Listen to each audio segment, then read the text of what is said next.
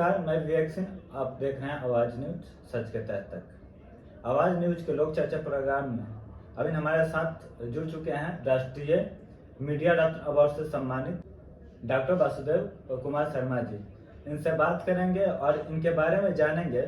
उससे पहले मैं आपको बता दूं कि हाल ही में अभी 17 दिसंबर को राष्ट्रीय मीडिया रत्न अवार्ड के लेने के बाद इनके ज़िले में क्या माहौल रहा है, इन कैसे अपनी शुरुआत किए हैं, उन सारे विषयों पर चर्चा करेंगे और इनसे काफ़ी सारे मीडिया फील्ड के बारे में भी जानेंगे। सर, कैसे लोगों को काम करना चाहिए, कैसे नए युवाओं अपने प्रतिभा को आकर एक मीडिया फील्ड में अपने करियर शुरुआत करें, अपने अलग पहचान बनाएं, उसके बारे में चर्चा करेंगे।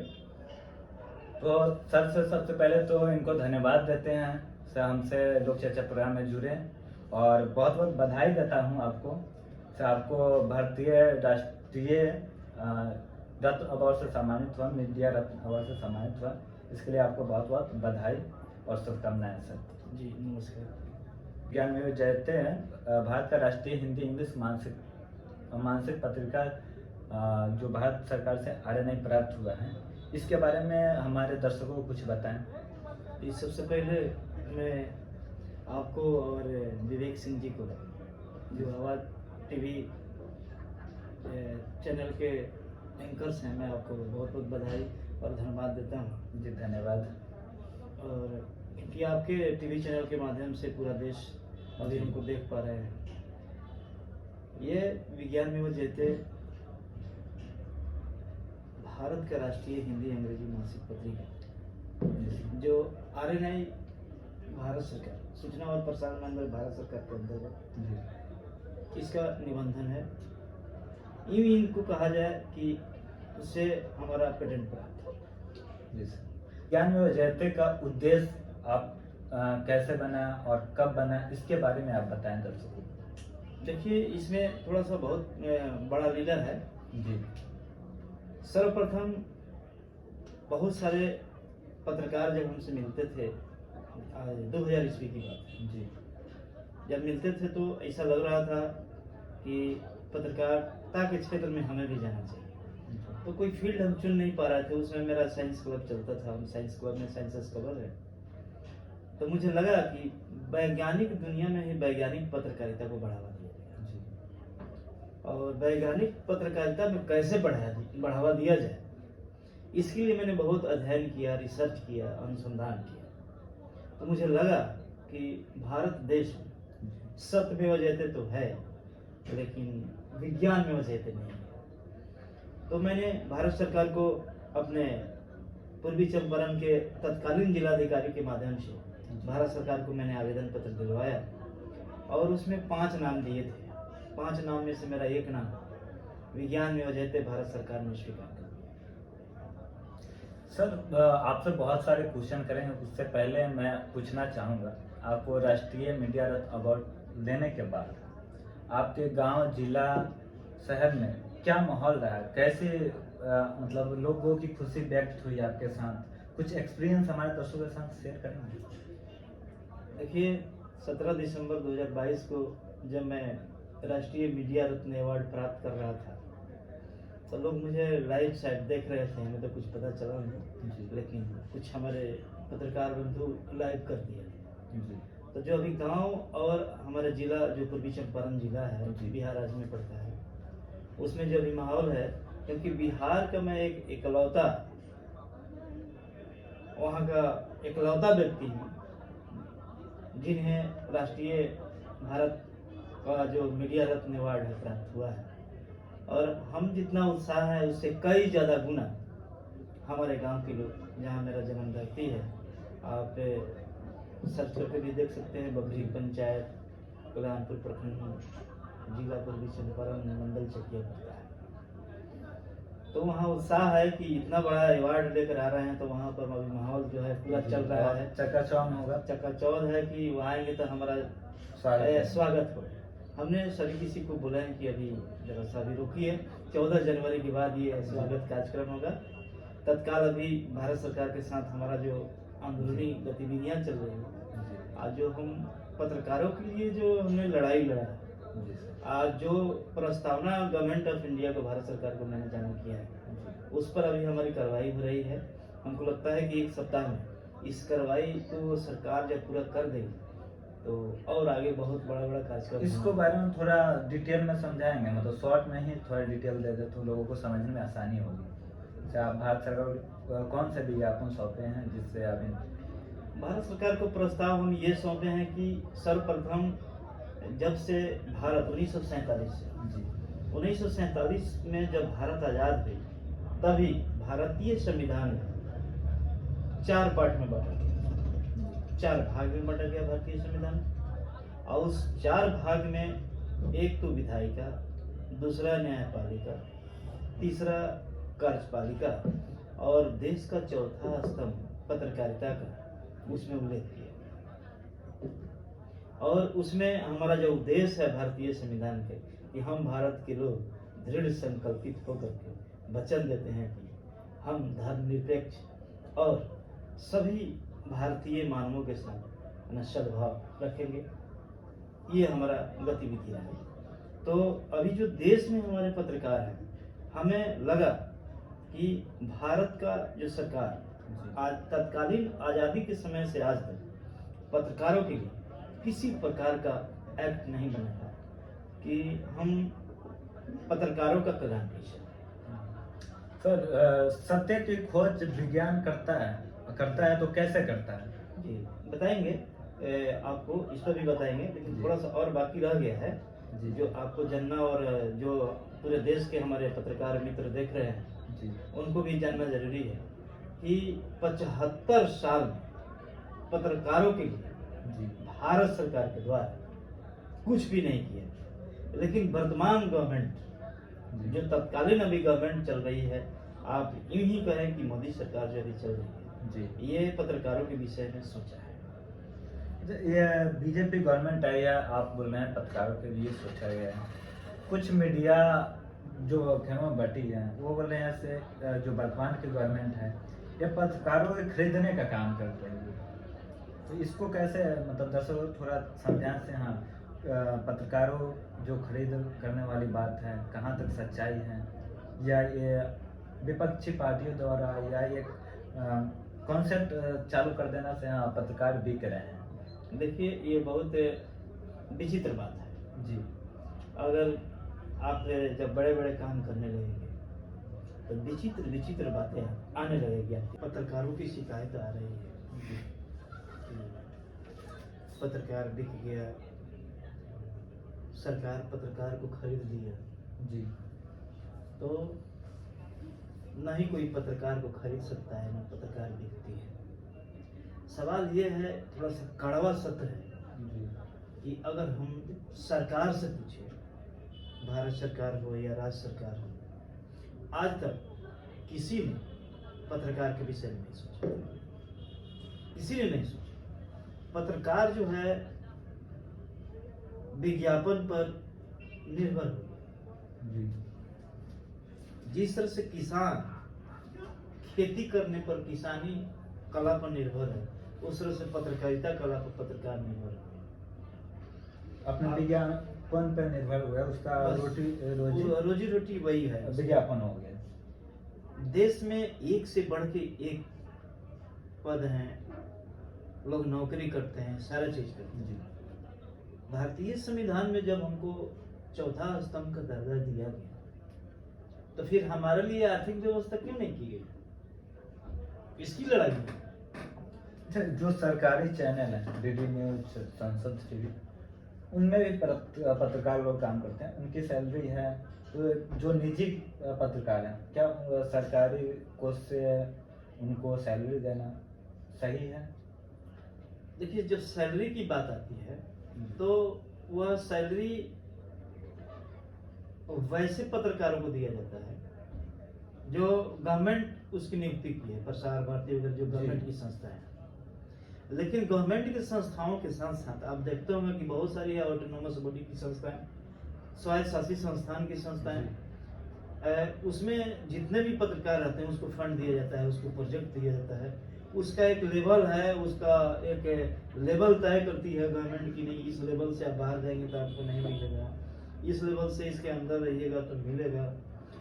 तो ये सरकार नहीं तय कर पा रही है। जो लिमिट लोग हैं, जो एक बार जो मीडिया सेक्शन में चले गए, हमें देश के सारे पत्रकारों की बात करना है, थोड़ा सा जो सरकारी पत्रकार हैं, जो लोग बड़े बड़े कुर्सियों पर बैठे हुए हैं, जिसको कारपोरेट जगत आपको कहा जाए, आज के डेट में कारपोरेट जगत जो है, जो पैसे वाले लोग हैं, उन लोगों का कनेक्शन जो है सीधे विदेश से है। भारत की पत्रकारिता वो करते ही नहीं है, दूसरे देश की पत्रकारिता करेगा, क्योंकि वो तो सुखी संपन्न है। लेकिन जब से नई गवर्नमेंट जब आई तो ये क्या की कि सोशल मीडिया को प्रोजेक्ट कर दिया।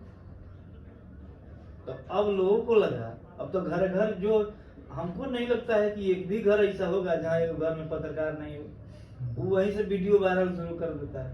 स्वतंत्रता, स्वतंत्र हो गया, स्वतंत्र, जहाँ पे किसी को गलत दिखता है वहाँ पे वो पत्रकार बन जाता है। अब यहाँ पर पत्रकारों का, अब लोग कहता है कि पत्रकारों का तो इज्जत प्रतिष्ठा सब खत्म हो गया। अरे पत्रकारों का इज्जत प्रतिष्ठा खत्म नहीं हुआ, वैसे पत्रकारों का इज्जत प्रतिष्ठा खत्म हुआ जो कारपोरेट घराने के थे, जो पैसा पर जीते थे, वो लोग डाउन हो गए। वो इतना डाउन हो गए कि क्या कहा जाए, एगो बस आए तो हैं। अब तो सेठ जी के पत्रकार बस हैं, उन लोगों से सेठ जी का जो है पत्रकारिता समाप्त हो गया। अब ये आम जनता की पत्रकारिता है, और हमारी लड़ाई जो अभी चल रही है, आम जनता की पत्रकारिता को जो जोग है, निश्चित रूप से अगर फेसबुक यूनिवर्सिटी पर लिख रहा है, जो होगा पढ़ा लिखा निश्चित होगा। अगर यूट्यूब चैनल पर वो आदमी अपने इको माइक लगा करके, बूम आईडी माइक लगा के बोल रहे थे, निश्चित रूप से उसके अंदर क्षमता है। तो उसके क्षमता को विकसित करने के लिए हमारी सरकार से लड़ाई हो रही है। व्हाट्सएप यूनिवर्सिटी है, हम लिखते हैं 1 सेकंड में बहुत सारा जगह चल जाता है। कल के डेट में हम लोग टेलीविजन पर देखते थे कि ये समाचार बोल रहे हैं, आप देख रहे हैं, आज तो घर घर समाचार चल रहे हैं। ये सोशल जो प्लेटफॉर्म है, सोशल जो प्लेटफॉर्म है अभी, जिसमें एक से बढ़ के एक एक्सप्रेस चल रहे हैं। WhatsApp express, YouTube VIP express, Facebook university express, ये जितने भी एक्सप्रेस आई मीन जो लोग काम कर रहे हैं, ये सबसे सुपर है। ये सब हम इसलिए मानते हैं कि तुरंत के तुरंत सरकार को भी पता चल जा रही है, और गांव के लोगों को भी पता चल रही है कि ये मामला आ गया है, ये घटनाएं घट गई है। सोशल मीडिया से आपको बताएं कि बहुत सारे घटनाओं पर कंट्रोलिंग भी हुआ है। दूसरा कि अराजकता जो सारे ऑफिसों में, कार्यालयों में फैल गया था, जो लोग पिछला गेट से हिसाब किताब करते थे, वो लोग का पिछला गेट भी बंद हो गया और अगला गेट भी बंद हो गया सोशल मीडिया के चलते। ये देखिए सबसे मामला ये गंभीर समस्या, ये मामला तो इसी देश के विकास में भ्रष्टाचार को दूर करने में अहम रोल है इसके, सोशल मीडिया का एकदम अहम रोल है। और जब बार बार जो आप कहते हैं, हम आपके चैनल के माध्यम से बताना चाहते हैं कि पत्रकारों में पुलिस में झड़प हो जाती है, तो हम आज देश के सारे पुलिस से हम निवेदन करते हैं कि कल से हमारा देश का जितना पत्रकार है, कल से आपसे लड़ाई नहीं करेगा। शर्त एक ही है, आप ना घूस नहीं, पिछला गेट बंद कर लीजिए। हम पिछला गेट बंद कर लीजिए, आप ईमानदारी से काम कीजिए, बस आप छाया समाप्त कर दीजिए, हम आप अपना अपेक्षा समाप्त कर दें, क्या जरूरी है। हम अगर कोई भी एक आम नागरिक अगर जाती है वो आवेदन पत्र ले करके, वो अपेक्षाएं रहता है 1000 के बिना तो कोई FIR दर्ज नहीं है। 1000 के बिना कोई FIR, नॉर्मल फी है। जबकि एक VIP डॉक्टर जो इंजेक्शन देने वाला डॉक्टर है, उसका 500 रुपये से ज्यादा फी नहीं है। अब इलाज करता है, इंजेक्शन देता है, हमको बचाता है। आपको बताएं कि आज 21 तारीख है, 21 दिसंबर 2022 है। आज मैं कड़कड़डुमा के कोर्ट में बैठा था। मैंने कोर्ट में लगभग 50 एडवोकेट के बीच में बैठा था। तो मैंने पूछा कि कोर्ट से लोगों को ये न्याय मिल जाती है? तो उन्होंने कहा कि शायद मिलती है। तो जब जो अदालत में लोग हैं वो कहते हैं कि शायद मिल जाती है, तो हमने कहा कि नहीं मिलती है।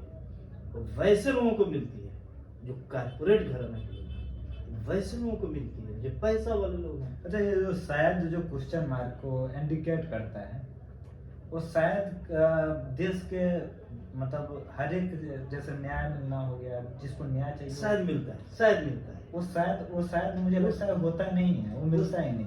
वो शायद जो है ना, इसलिए लगाया गया है। जी, वो शायद जो है ना, हाँ मेरे हिसाब से जी, वो शायद एक बेरोजगारी है। शायद एक बेरोजगारी है। शायद शब्द जो है वो एक बेरोजगारी है, जो लंबा जो हमारा मुकदमा खींचता है, जी। तो उससे जो हमारे एडवोकेट हैं, जो उससे जुड़े लोग हैं, उनका भरण पोषण जीवन यापन उसी से होता है, इसलिए केस जो है लंबा खींचती है। अदालत इस बात को जानती है, जी, अदालत तो 24 घंटा में मामला फाइनल कर देगी, लेकिन अगर 24 घंटा में मामला फाइनल कर देगी तो इस देश में और बेरोजगारी बढ़ जाएगा, इसलिए अदालत लंबा खींचती है। मतलब जितने वकीलों के रोजगार हैं जी। उनको अदालत चलाती है। और ये समझिए कि जो अदालत में जितने भी एडवोकेट हैं, अधिवक्ता हैं, ठीक उसी प्रकार मीडिया सेंटर में, देश के जितने मीडिया सेंटर में पत्रकार हैं, एकदम सेम है, ना उनको तनख्वाह मिलता है ना इनको तनख्वाह मिलता है। ये लोग अपने फी पर अपना जीवन यापन करता है। और पत्रकार और अपने विज्ञापन पे बस जीवन यापन इस फी के मामला में अगर लोग कह देता है कि ये तो बिक गया, ये तो गोदी मीडिया हो गया, हाँ, ये तो कौन मीडिया हो गया, कौन मीडिया हो गया, ये गलत है। वो गोदी मीडिया नहीं हुआ, वो तो भाई अपना फी लेवे करेगा, उसको तो सरकार तनख्वाह नहीं दे रही, तो फी लेकर डॉक्टर भी फी लेता है, अपना नौकरी करने के बावजूद भी डॉक्टर फी लेता है। तो हम आपके चैनल के माध्यम से हम ये जरूर बताना चाहते हैं कि जो देश में और भारतीय संविधान के अनुसार 4 स्तंभ है, विधायिका, न्यायपालिका, कार्यपालिका और पत्रकारिता। तो विधायिका सबसे ज्यादा पावरफुल है, न्यायपालिका उससे कम पावरफुल है, क्योंकि कानून तो बनाती है विधायिका और न्यायपालिका उसको जो है पालन करती है। उसके बाद में कार्यपालिका है, जिसमें से आपको बताएं कि IAS, IPS वगैरह वगैरह जो भी एडमिनिस्ट्रेशन के लोग हैं, जिसमें 60 साल की नौकरियां होती हैं, वो लोग सबसे ज्यादा संपूर्ण है। अब पत्रकारिता को अभी पूरा कंप्लीट नहीं किया गया, ना उसका ग्रेड तय किया गया है। हमारी लड़ाई इस देश में वर्तमान सरकार के साथ चल रही है। हमारा प्रस्ताव है, माननीय प्रधानमंत्री जी के, इस देश में एक मानक तय किया जाए और पत्रकारों को भी समृद्ध बनाया जाए, आर्थिक रूप से, मानसिक रूप से, शैक्षणिक रूप से, और मीडिया सेक्शन से राजनीतिक न्याय हमको चाहिए। हमारा भी संसद जो है जाके संसद भवन में बैठे, हमारी बात उठाए, हमारा भी मंत्री रहेगा, स्पेशली मीडिया का होना चाहिए हमारा मिनिस्टर। इसकी हमारी लड़ाई है, और शायद ये सारे चीज की लड़ाई को देख करके WGI जो आज राष्ट्रीय मीडिया रत्न अवार्ड जो मुझे दिया है, मैं इसको बखूबी निभाऊंगा। और मैं आपके चैनल के माध्यम से पूरे देश को बताना चाहता हूँ कि मीडिया कहीं से भी गलत नहीं है, बस उसकी मजबूरी और लाचारी है कि हमारी सरकार जो है, हमारे बीच के लोग वहाँ पर कानून बनाने के लिए नहीं गए हैं, और जिस दिन भी पहुंच जाएंगे, जिस दिन हमारी सरकार बात मान लेगी, उस दिन से सारा सिस्टम ठीक हो जाएगा। मुझे लगता है, जैसा मेरे मन में ही है, हो सकता है सही हो या गलत, लेकिन सोशल मीडिया आने से कहीं ना कहीं पत्रकारों को जो निर्भरता विज्ञापन पे था वो कम हो गई है, क्योंकि सोशल मीडिया से उनको रोजी रोटी चलाने तक पैसे आ जाते हैं, जिससे पत्रकारिता निष्पक्ष हो गई। जो सोशल मीडिया प्लेटफॉर्म पे पत्रकारिता करते हैं कॉर्पोरेट घराना से ज्यादा निष्पक्ष मुझे दिखते हैं। इस पे आप ही क्या राय है? ना बिल्कुल एकदम सही है। देखिए होता क्या है कि अक्सर हम गांव में देखें जी, कि कोई छोटा सा भी अगर घटना घटती है तो तुरंत वहां से फेसबुक से वो लाइव हो जाता है, लाइव हो जाता है। एकदम लाइव दिखाता है, कोई इसमें कोई एडिटिंग नहीं है, कोई इधर उधर कुछ भी नहीं है। इसलिए करप्शन तो काफी कम हुआ है जी, और ये करप्शन को कम करने में जो ऑफिशियल करप्शन है, ये वर्तमान जो गवर्नमेंट है, वो राज्य सरकार जो राज्य सरकार है देश के, उन लोगों के द्वारा भी लागू हुआ। केंद्र सरकार ने इसको, माननीय मोदी जी की जो सरकार है इस देश में, वो जो लागू किए कि नहीं सोशल मीडिया को बढ़ावा दिया जाए, ये जो है सबसे ज्यादा कारगर हुआ है सोशल मीडिया। और इसीलिए हम अपने भाषा में उसको जो है सोशल प्लेटफॉर्म को 4-5 पार्टों में मैंने बांटा है। उसको फिर से मैं आपको बताऊं कि व्हाट्सएप यूनिवर्सिटी, फेसबुक यूनिवर्सिटी और यूट्यूब जो है इलेक्ट्रॉनिक्स चैनल यूनिवर्सिटी जो है, और इंस्टाग्राम बहुत सारे हैं, लेकिन ये सबसे टॉप यूनिवर्सिटी है। और हम कोशिश करेंगे और हम देश के सारे छात्र छात्राओं से निवेदन करेंगे कि no negativity, only for think positivity. आप पूरा पॉजिटिविटी लिखिए और इस यूनिवर्सिटी में पढ़ना चाहिए।